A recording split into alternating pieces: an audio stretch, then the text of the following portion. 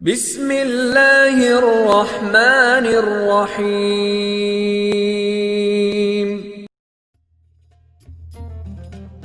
حکیم وقاص YouTube channel میں آپ کو خوش آمدید کہتا ہوں۔ اگر آپ نے چینل کو ابھی تک سبسکرائب نہیں کیا تو چینل کو سبسکرائب کریں، بیل آئیکن کو پریس کریں تاکہ آپ کو تمام نوٹیفیکیشن ملتے رہیں، اور ویڈیو کو لائک، سبسکرائب اور شیئر کرنا نہ بھولیں۔ وہ مسافر عرب کے صحرا میں اکیلا چلا جا رہا تھا۔ 8 ہجری کے زمانے میں عرب کا وہ علاقہ جہاں مکہ اور مدینہ واقع ہیں بڑا ہی خوفناک صحرا ہوا کرتا تھا، جلتا اور انسانوں کو جھلساتا ہوا ریگزار۔ ایک تو صحرا کی اپنی صعوبتیں تھی، دوسرا خطرہ رہزنوں کا تھا۔ مسافر قافلوں کی صورت میں سفر کیا کرتے تھے، لیکن یہ مسافر اکیلا چلا جا رہا تھا۔ وہ اعلیٰ نسل کے جنگی گھوڑے پر سوار تھا۔ اس کی ذرہ گھوڑے کے زین کے ساتھ بندھی ہوئی تھی، اس کی کمر سے تلوار لٹک رہی تھی اور اس کے ہاتھ میں برچھی تھی۔ اس زمانے میں مردوں کے قد دراز، سینے چوڑے اور جسم گھٹے ہوئے ہوتے تھے۔ یہ اکیلا مسافر بھی انہی مردوں میں سے تھا، لیکن وہ جس انداز سے گھوڑے کی پیٹھ پر بیٹھا تھا، اس سے پتہ چلتا تھا کہ وہ شہ سوار ہے اور وہ کوئی معمولی آدمی نہیں۔ اس کے چہرے پر خوف کا ہلکا سا بھی تاثر نہیں تھا کہ رہزن اسے لوٹ لیں گے، اس سے اتنی اچھی نسل کا گھوڑا چھین لیں گے اور اسے پیدل سفر کرنا پڑے گا۔ لیکن اس کے چہرے پر جو تاثر تھا وہ قدرتی نہیں تھا، وہ کچھ سوچ رہا تھا، یادوں سے دل بہلا رہا تھا، کچھ یادوں کو ذہن میں دفن کرنے کی کوشش کر رہا تھا۔ آگے ایک گھاٹی آ گئی، گھوڑا چڑھتا چلا گیا، خاصی بلندی پر جا کر زمین ہموار ہوئی۔ سوار نے گھوڑا روک کر اسے گھمایا اور رکابوں پر کھڑے ہو کر پیچھے دیکھا۔ اسے مکہ نظر نہ آیا، مکہ افق کے نیچے چلا گیا تھا۔ ابو سلیمان، اسے جیسے آواز سنائی دی ہو۔ ابو سلیمان، اب پیچھے نہ دیکھو، مکہ کو ذہن سے اتار دو، تم مرد میدان ہو، اپنے آپ کو 2 حصوں میں نہ کٹنے دو، اپنے فیصلے پر قائم رہو، تمہاری منزل مدینہ ہے۔ اس نے مکہ کی سمت سے نگاہیں ہٹا لیں، گھوڑے کا رخ مدینے کی طرف کیا اور باغ کو ہلکا سا جھٹکا دیا۔ گھوڑا اپنے سوار کے اشارے سمجھتا تھا، جچی تلی چال چل پڑا۔ سوار کی عمر 43 برس تھی، لیکن وہ اپنی عمر سے جوان لگتا تھا۔ سلیمان اس کے بیٹے کا نام تھا، اس کے باپ کا نام الولید تھا، لیکن سوار نے خالد ابن ولید کی بجائے ابو سلیمان کہلانا زیادہ پسند کیا۔ اسے معلوم نہ تھا کہ تاریخ اسے خالد رضی اللہ تعالیٰ عنہ بن ولید کے نام سے یاد رکھے گی، اور یہ نام اسلام کی عسکری روایات اور جذبے کا دوسرا نام بن جائے گا۔ مگر 43 برس کی عمر میں جب خالد مدینے کی طرف جا رہا تھا، اس وقت وہ مسلمان نہیں تھا۔ چھوٹی چھوٹی جھڑپوں کے علاوہ وہ مسلمانوں کے خلاف 2 بڑی جنگیں، جنگ احد اور جنگ خندق لڑ چکا تھا۔ جب رسول اکرم صلی اللہ علیہ وسلم پر 610 عیسوی بروز سوموار پہلی وحی نازل ہوئی، اس وقت خالد کی عمر 24 سال تھی۔ اس وقت تک وہ اپنے قبیلے بنو مخزوم کی عسکری قوت کا قائد بن چکا تھا۔ بنو مخزوم کا شمار قریش کے چند ایک معزز خاندانوں میں ہوتا تھا۔ قریش کے عسکری امور اسی خاندان کے سپرد تھے۔ قریش خالد کے باپ الولید کے احکام اور فیصلے مانتے تھے۔ 24 برس کی عمر میں یہ حیثیت خالد کو بھی حاصل ہو گئی تھی، مگر اس حیثیت کو ٹھکرا کر خالد ابو سلیمان مدینے کو جا رہا تھا۔ کبھی وہ محسوس کرتا جیسے اس کی ذات سے کوئی قوت اسے پیچھے کو گھسیٹ رہی ہو۔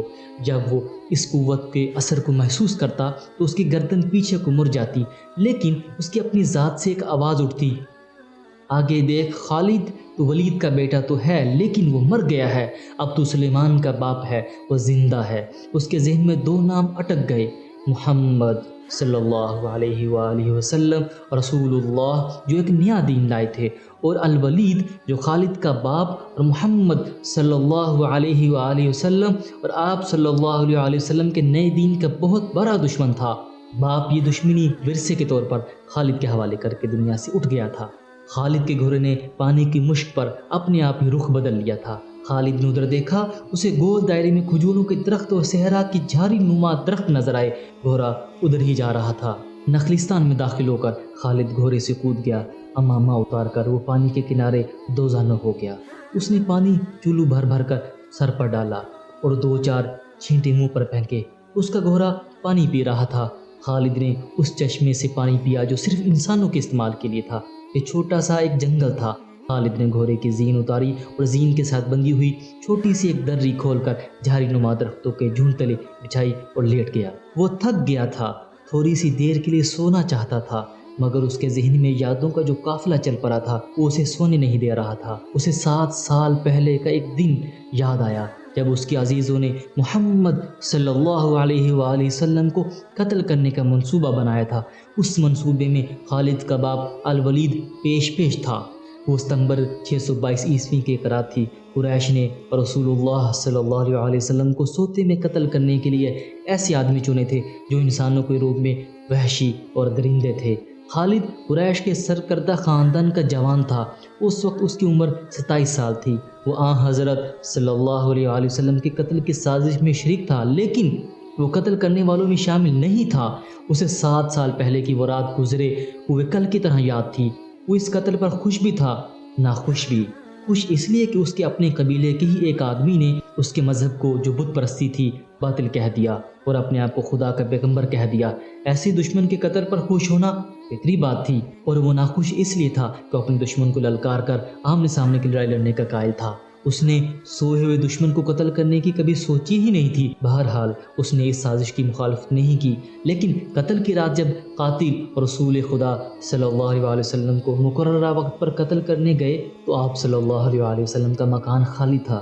وہاں گھر کا سامان بھی نہیں تھا، نہ آپ صلی اللہ علیہ وسلم کا گھوڑا تھا، نہ اونٹنی۔ قریش اس امید پر سوئے ہوئے تھے کہ صبح انہیں خوشخبری ملے گی کہ ان کے مذہب کو جھٹلانے اور انہیں اپنے نئے مذہب کی طرف بلانے والا قتل ہو گیا ہے، مگر صبح وہ ایک دوسرے کو مایوسی کے عالم میں دیکھ رہے تھے۔ پھر وہ سرگوشیوں میں ایک دوسرے سے پوچھنے لگے، محمد صلی اللہ علیہ وسلم کہاں گیا؟ رسول اکرم صلی اللہ علیہ وسلم قتل کے وقت سے بہت پہلے اپنے قتل کی سازش سے آگاہ ہو کر مکہ سے یثرب یعنی مدینہ کو ہجرت کر گئے تھے۔ صبح تک آپ بہت دور نکل گئے تھے۔ آج 7 برسوں بعد خالد بھی مدینے کی طرف جا رہا تھا اور اس کے ذہن میں محمد صلی اللہ علیہ وسلم کا نام سوار تھا۔ اس نے جنگ احد میں اپنے دیوتا حبل اور دیوتا عزا کے دشمن محمد صلی اللہ علیہ وسلم کو قتل کرنے کی بھرپور کوشش کی تھی۔ خالد کے ذہن سے یادیں پھوٹتی چلی آ رہی تھی۔ ذہن پیچھے ہی پیچھے ہٹتے ہٹتے 16 برس دور جا نکلا۔ 613 عیسوی کی ایک شام رسول اکرم صلی اللہ علیہ وسلم نے قریش کے چند ایک سرکردہ افراد کو اپنے ہاں کھانے پر مدعو کیا۔ کھانے کے بعد رسول اکرم صلی اللہ علیہ وسلم نے اپنے مہمانوں سے کہا، اے بنی عبد المطلب، میں تمہارے سامنے جو تحفہ پیش کرنے لگا ہوں وہ عرب کا کوئی اور شخص پیش نہیں کر سکتا۔ اس کے لیے اللہ نے مجھے منتخب کیا ہے۔ مجھے اللہ نے حکم دیا ہے کہ تمہیں ایک ایسے مذہب کی طرف بلاؤں جو تمہاری دنیا کے ساتھ تمہاری عاقبت بھی آسودہ اور مسرور کر دے۔ اس طرح رسول اکرم صلی اللہ علیہ وسلم نے پہلی وحی کے نزول کے 3 سال بعد اپنے قریبی عزیزوں کو اسلام قبول کرنے کی دعوت دی۔ خالد اس محفل میں نہیں تھا، اس کا باپ مدعو تھا۔ اس نے خالد کو مذاق اڑانے کے انداز میں بتایا تھا کہ عبد المطلب کے پوتے محمد صلی اللہ علیہ وسلم نے کہا کہ وہ اللہ کے بھیجا ہوا نبی ہے۔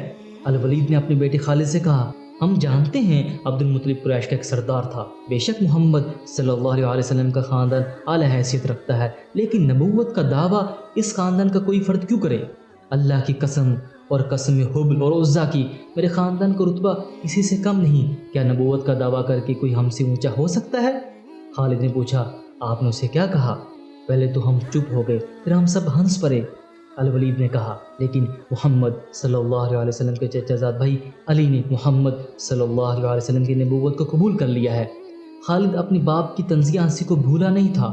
خالد کو 629 عیسوی کے ایک روز مکہ اور مدینہ کے راستے میں ایک نخلستان میں لیٹے ہوئے وہ وقت یاد آ رہا تھا۔ رسول اللہ صلی اللہ علیہ وسلم نے جن کی نبوت کو قریش کے سردار قبول نہیں کر رہے تھے، اس نبوت کو لوگ قبول کرتے چلے جا رہے تھے۔ ان میں اکثریت نوجوانوں کی تھی، بعض مفلس لوگوں نے بھی اسلام قبول کر لیا۔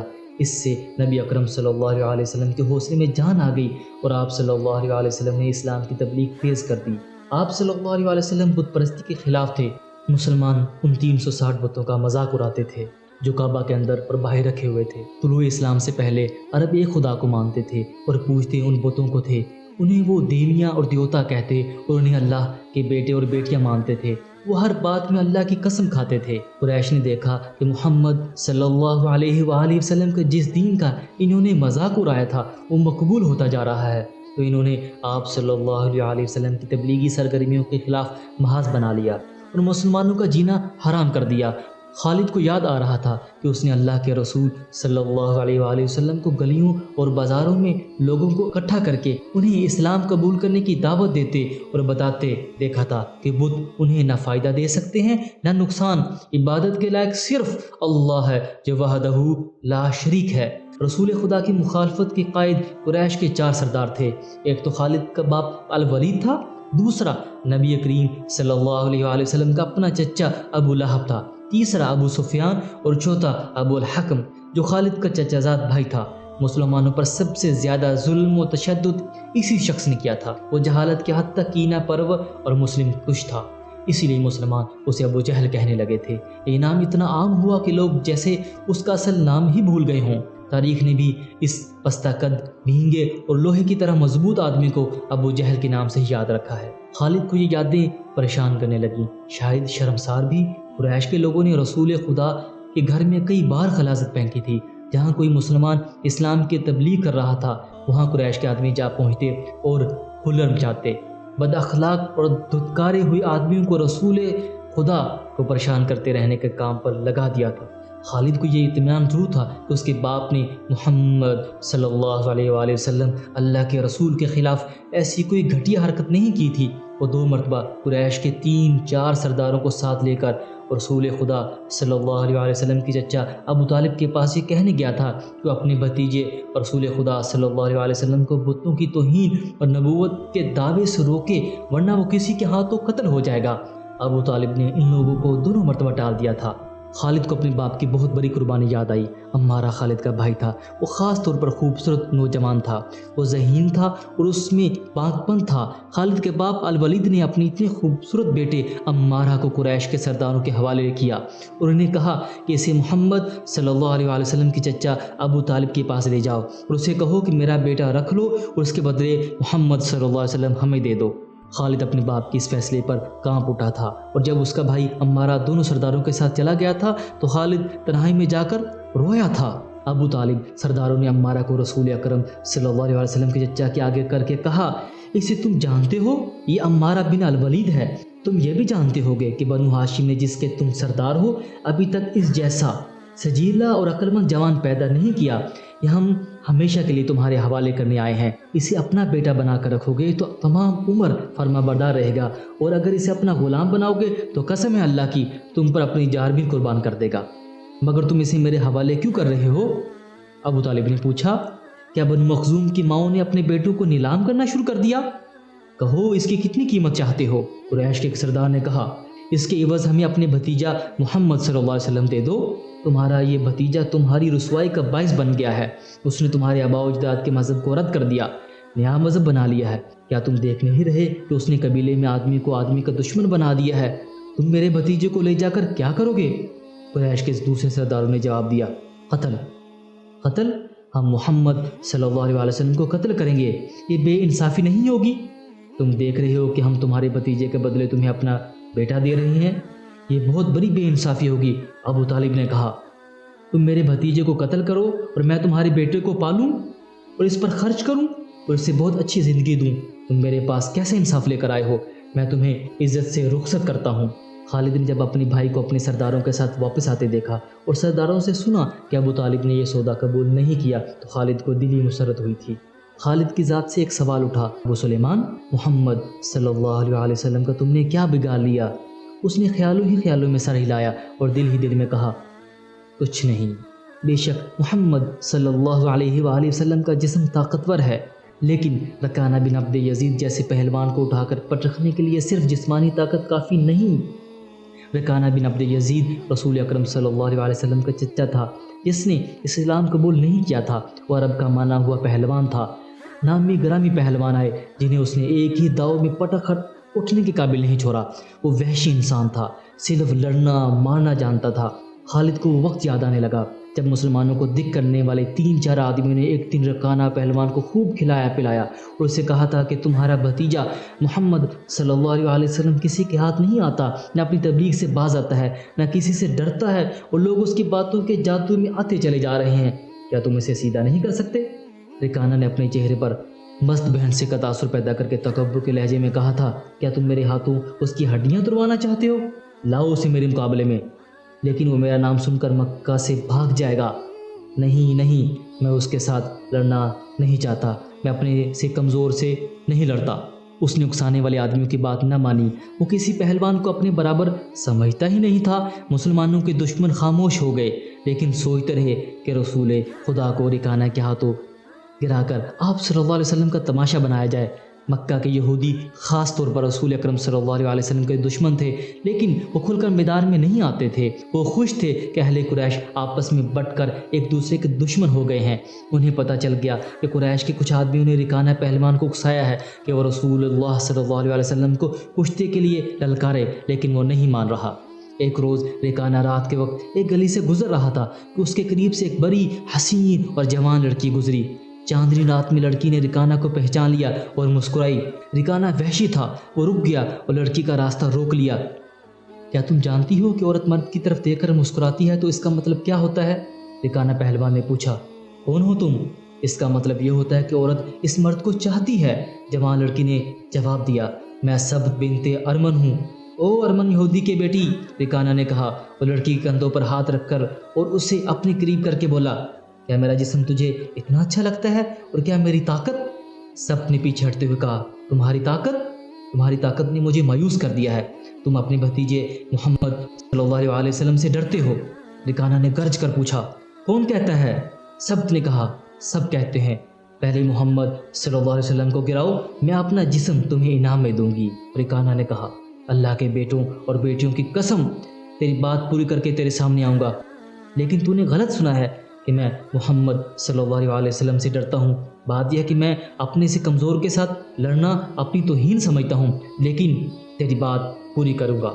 مشہور مورخ ابن حشام نے لکھا ہے کہ رسول کریم نے خود رکانہ پہلوان کو کشتی کے لیے للکارا تھا، لیکن دوسرے مورخ ابن الاسیر نے جو شہادت پیش کی ہے وہ صحیح ہے کہ رکانہ نے رسول خدا کو کشتی کے لیے للکارا اور اس نے کہا تھا، میرے بھائی کے بیٹے، تم بڑے دل اور بڑی جرأت والے آدمی ہو۔ میں یہ بھی جانتا ہوں کہ تم جھوٹ بولنے سے نفرت کرتے ہو، لیکن مرد کی جرأت اور صداقت کا پتہ اکھاڑے میں چلتا ہے۔ آؤ میرے مقابلے میں اکھاڑے میں آؤ۔ اگر مجھے گرا لو تو میں تمہیں اللہ کا بھیجا ہوا نبی مان لوں گا، اللہ کی قسم تمہارا مذہب قبول کر لوں گا، لیکن ایک بھتیجے اور چچا کی کشتی نہیں ہوگی۔ اور رسول خدا نے رکانہ کی للکار کے جواب میں کہا، یہ ایک بت پرست اور سچے دین کی ایک پیغمبر کی لڑائی ہوگی، تو ہار گیا تو اپنا وعدہ نہ بھول جانا۔ مکہ میں خبر صحرا کی آندھی کی طرح پھیل گئی کہ رکانہ پہلوان اور محمد صلی اللہ علیہ وسلم کی کشتی ہوگی، اور جو ہار جائے گا وہ جیتنے والے کا مذہب قبول کر لے گا۔ قریش کا بچہ مرد و زن اور یہودی ہجوم کر کے آ گئے۔ مسلمانوں کی تعداد بہت تھوڑی تھی، وہ تلواروں اور برچھیوں سے مسلح ہو کر آئے، کیونکہ انہیں خطرہ محسوس ہو رہا تھا کہ قریش کشتی کو بہانہ بنا کر رسول خدا کو قتل نہ کر دیں۔ عرب کا سب سے زیادہ طاقتور اور وحشی پہلوان رکانہ بن عبد یزید رسول اکرم صلی اللہ علیہ وسلم کے مقابلے میں اترا۔ اس نے رسول اللہ صلی اللہ علیہ وسلم پر تنزیہ نگاہ ڈالی اور آپ صلی اللہ علیہ وسلم پر بھکتی کسی۔ آپ صلی اللہ علیہ وسلم مکمل خاموشی اور اطمینان سے رکانہ کی آنکھوں میں آنکھیں ڈال کر دیکھتے رہے کہ وہ بے خبری میں کوئی داؤ نہ کھیل جائے۔ رکانہ آپ صلی اللہ علیہ وسلم کے ارد گرد یوں گھوما جیسے شیر اپنے شکار کی ارد گرد گھوم گیا ہو اور اب اسے کھا جائے گا۔ ہجوم رسول اکرم صلی اللہ علیہ وسلم کا مذاق اڑا رہا تھا۔ مسلمان خاموش تھے، وہ دل ہی دل میں اللہ کو یاد کر رہے تھے۔ انہوں نے اپنی تلواروں کے دستوں پر ہاتھ رکھے ہوئے تھے۔ پھر نہ جانے کیا ہوا، رسول اکرم صلی اللہ علیہ وسلم نے کیا داؤ کھیلا۔ ابن اسیر لکھتا ہے کہ آپ صلی اللہ علیہ وسلم نے رکانہ کو اٹھا کر زمین پر پٹک دیا۔ رکانہ زخمی شیر کی طرح اٹھا اور غرا کر آپ صلی اللہ علیہ وسلم پر حملہ آور ہوا۔ آپ صلی اللہ علیہ وسلم نے پھر داؤ کھیلا اور اسے پٹک دیا۔ وہ اٹھا تو آپ صلی اللہ علیہ وسلم نے اسے تیسری بار پٹکا۔ بھاری بھرکم جسم 3 بار پٹکا گیا تو کشتی جاری رکھنے کے قابل نہ رہا۔ رکانہ سر جھکا کر اکھاڑے سے نکل گیا۔ ہجوم پر سناٹا طاری ہو گیا۔ اب مسلمان ننگی تلواریں اور برچھیاں ہوا میں لہرا لہرا اور اچھال کر نعرے لگا رہے تھے، چچا رکانہ! رسول اللہ صلی اللہ علیہ وسلم نے للکار کر کہا، چچا رکانہ، اپنا وعدہ پورا کرو اور یہی اعلان کرو کہ آج سے تو مسلمان ہے۔ رکانہ نے قبول اسلام سے صاف انکار کر دیا۔ یہ طاقت جسمانی نہیں تھی۔ خالد نے نخرستان میں لیٹے لیٹے اپنے آپ سے کہا، رکانہ کو یوں 3 بار پٹکنا تو دور کی بات ہے، اسے کوئی پچار بھی نہیں سکا تھا۔ رسول اکرم صلی اللہ علیہ وسلم کا تصور خالد کے ذہن میں نکھر آیا۔ وہ آپ صلی اللہ علیہ وسلم کو اچھی طرح جانتا تھا، لیکن اب وہ محسوس کر رہا تھا جیسے وہ محمد صلی اللہ علیہ وسلم کوئی اور تھے جنہیں وہ بچپن سے جانتا تھا۔ اس کے بعد آپ صلی اللہ علیہ وسلم نے جو روپ اختیار کیا تھا، اس میں خالد آپ صلی اللہ علیہ وسلم کو نہیں پہچانتا تھا۔ نبوت کے دعوے کے بعد خالد کی آپ صلی اللہ علیہ وسلم کے ساتھ بول چال بند ہو گئی تھی۔ وہ آپ صلی اللہ علیہ وسلم کے ساتھ دو ہاتھ کرنا چاہتا تھا، لیکن پریکانہ کی طرح پہلوان نہیں تھا اور میدان جنگ میں لڑنے والا اور لڑنے والوں کی قیادت کرنے والا جنگجو تھا۔ لیکن اس وقت مسلمان فوج کی صورت میں لڑنے کے قابل نہیں تھے۔ جب مسلمان فوج کی صورت میں لڑنے کے قابل ہوئے اور قریش کے ساتھ ان کا پہلا معرکہ ہوا، اس وقت خالد کے لیے ایسے حالات پیدا ہو گئے تھے کہ وہ اس معرکے میں شامل نہیں ہو سکا تھا۔ اسے بہت افسوس تھا۔ یہ معرکہ بدر کا تھا۔ امید کرتا ہوں کہ آپ کو ویڈیو پسند آئی ہوگی۔ ویڈیو کو لائک اور شیئر لازمی کریں، اور اگر آپ نے ابھی تک چینل کو سبسکرائب نہیں کیا تو سبسکرائب بھی کر لیں۔ جلد نئی ایپیسوڈ کے ساتھ آپ سے ملاقات۔ والسلام۔